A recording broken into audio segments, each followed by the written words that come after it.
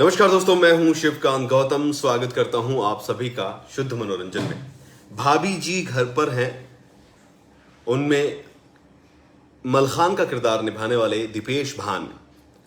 कल खबर अचानक से आई कि वो गिर पड़े और गिरने के बाद उनको हॉस्पिटल ले जाया गया क्रिकेट खेलते हुए, और उसके बाद वो उठ नहीं पाए, यानी कि उनकी मौत हो गई। लेकिन अब भाभी जी घर पर हैं में ही विभूति नारायण का किरदार निभाने वाले बड़े कलाकार आसिफ शेख जो है, उन्होंने इस बात पर खुलासा किया कि किस तरीके से आखिरी क्षणों में उनके को-स्टार जब उनकी डिमाइस हुई तो उनकी हालत कैसी थी।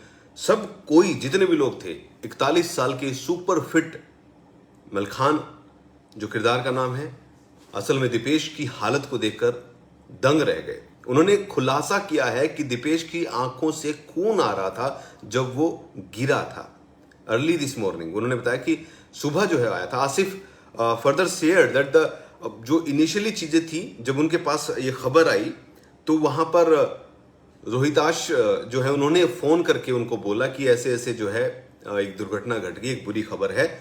तो उन्हें लगा कि ये प्रैंक है।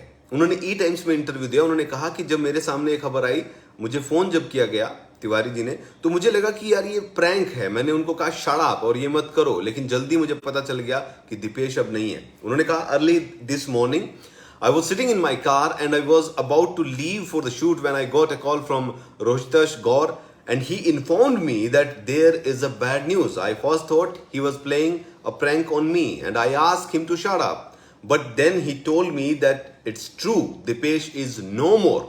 My whole body was shivering. I just couldn't move and think. It is really unbelievable what has really happened.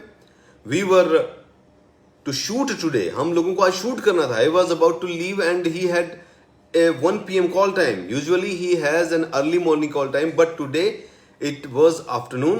He thought of playing cricket and before leaving the shoot, he went down to play at 7 a.m. and this happened. This shows life is so unpredictable. सोचिए, हर दिन जो shoot था उनका सुबह होता था दीपेश का, लेकिन उस दिन उनका शूट जो है वो लेट किया गया, जिसके चलते वो सुबह खेलने चले गए कि चलो टाइम है तो हम खेलने चले जाते हैं, और यही हुआ।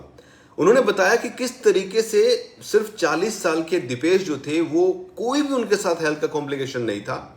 ये खुलासा किया। उन्होंने कहा कि लेटली ही was so much into gymming, running and I had also told him that after 40 one has to slow down a little bit. Don't over जो एक्सरसाइज है वो मत करो, अपने आप को और ज्यादा एक्सरसाइज में मत धकेलो।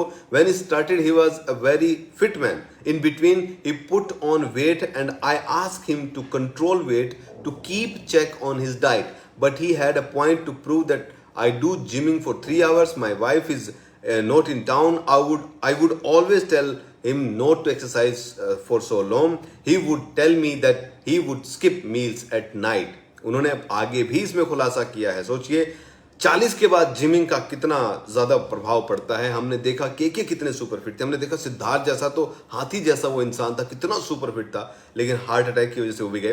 उन्होंने कहा ही डाइड ऑफ ब्रेन, जो है उसके ब्रेन हेमरेज जो है उसको हुआ है, because his eyes were bleeding, one of eyes. When he got up in the morning, your blood pressure is low, and all of a sudden after working out he started playing cricket.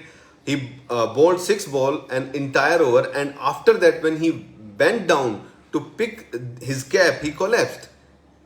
They rushed him to the hospital Bhakti Vedanta, which is like 5 minutes away from the house, but he could not make it till there. By the time he reached, he was declared dead. सोचिए किस तरीके से हुआ। 3 घंटे की exercise उन्होंने की, उसके बाद वो क्रिकेट खेलने गए। उनकी आंख में ब्लड ऑलरेडी आ रहा था। सुबह जो जानकारी मिली है, ये चीजें सामने आई, और उसके बाद में भी ये चीजें हुई। और भी विभूति नारायण मिश्रा जो है, जो शो में उनका नाम है, उन्होंने बताया कि I met his wife and kid, they are here in Mumbai. He recently got married 3.5 years ago and he has a son just 18 months old. He was such a happily married man. He would share that when my wife cooks, I play with my son. He was a family man. He was एक बिल्कुल अलग तरीके का, हमेशा खुश रहने वाला वो इंसान था. He never had alcohol, cigarette and any substance. उसने कभी भी नशा नहीं किया. He was very clean boy. Till now, we all are shocked. about how this happened.